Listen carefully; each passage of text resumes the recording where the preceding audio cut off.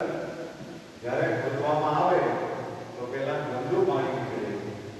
જેમ જેમ જેમ જેમ એ ઓછાતો જાય એ પાણી જેમ જેમ કાઢવામાં આવે તેમ તેમ એની અંદર બધા જ શિરાઓ ખુલતા જાય. કામ અને શિરાઓની અંદર અવરોધ હોય, કંઈક ને કંઈક અડચણ હોય, તો જેટલું ઓછાય એટલા એ અડચણો નીકળતી જાય.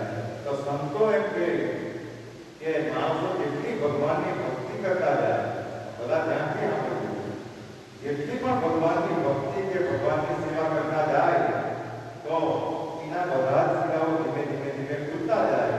એની અંદર જે પણ કંઈ અડચણ આવે એ પણ એક કુદરતી રીતે નીકળતી જાય. આ બધી મૂળ વાતો, આ બધી સંતોની વાતો. એટલા માટે શિરડીના સાંઈ બાબા હંમેશા કહેતા કે હંમેશા નામ સ્મરણમાં અને ભગવાનની સેવામાં અને સત્કાર્યોમાં માણસોએ ભોગવાયેલા છે. નહીં તો જે નવરા માણસ આપણા વડીલો એ કથાને કહેતા એ કહેવત છે કે નવરો માણસ નખો વાળે. જે માણસો કામ કરવાવાળા છે તો એ કોઈ પણ દિવસ ફાલતુ પંચાયતમાં પડતા નથી, પણ જે નવરા છે તો એને કંઈક ને કંઈક બુદ્ધિ સમજ પડે. એટલા આપણે સાંઈ બાબાનું વચન એટલા માટે આચરણમાં મૂકવા જેવું છે કે નવરા રહેવાનું નહીં, કે ખરાબ વિચારો આવે નહીં. હંમેશા કંઈક ને કંઈક પ્રવૃત્તિમાં, અને એ પ્રવૃત્તિઓ એટલા માટે કરતી રહેવાનું કે આ મનુષ્ય જન્મ માટે એમ કહેવાયું. સાંઈ બાબા જેવા સદગુરુ એમ કહે કે આપણા પર બધાનું ઋણ છે.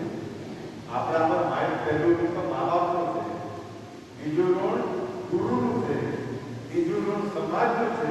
કારણ કે સમાજે પણ આપણને બેન દીકરીઓ આપેલી અને આપણે સંસાર માંડેલો અને એ સંસાર અસ્તિત્વમાં આવેલો, એટલે સમાજનું પણ આપણા પર ઋણ છે, આપણા પર પ્રકૃતિનું પણ ઋણ છે. તો એ પ્રકૃતિનું ઋણ કયું ઋણ કે આ પ્રકૃતિ આપણને હવા આપે, પાણી આપે, તો કઈ રીતે એનું ઋણ વાળી શકાય? તો આવા ઝાડો રોપીને આવું કંઈક ને કંઈક પ્રકૃતિનું રક્ષણ કરીને એનું પણ ઋણ આપણે વાળી શકીએ. એ પુણ્યનું કાર્ય છે. તો માણસોએ નવરા ન બેસતા આવા સત્કાર્યો પણ કરતા રહેવું. અને સંતો એમ કહે કે માણસોનું આયુષ્ય ટૂંકું હોય, પણ એ જો આવા વડ ટુકડા જેવા પવિત્ર ઝાડોને કે જેમનું આયુષ્ય ખૂબ લાંબુ છે, 500 વર્ષ, 1000 વર્ષ, એવા વડને પોતાના આયુષ્ય હોય, અને એને જ્યારે લોકો પાણી પાય, જે પણ વૃક્ષ પાણી પાય તો એ દેવતામાં આવે, વડ એ દેવમાં આવે. તો એ વડ દેવતા પ્રસન્ન થાય અને આપણો